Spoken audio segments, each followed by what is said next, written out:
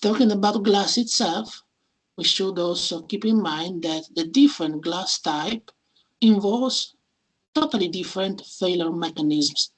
And so our model should be able to reflect as much as possible the real performance, the real mechanism and the real behavior of our specimens and components in buildings.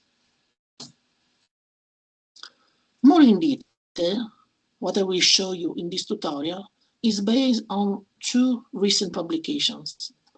The first one in composite structures about the effects of post-fracture repeated impacts and short-term temperature gradients on the performance of monolithic glass elements bonded by safety films. Because just I told you that there are many influencing parameters.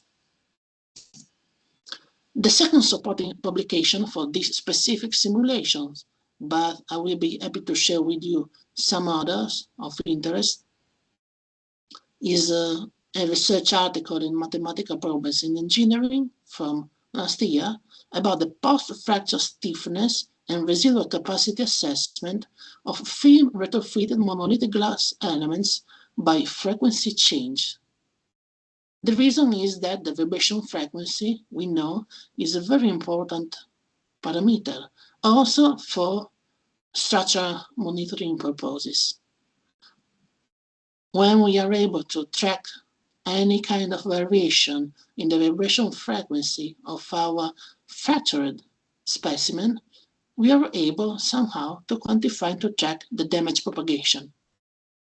And this was the scope of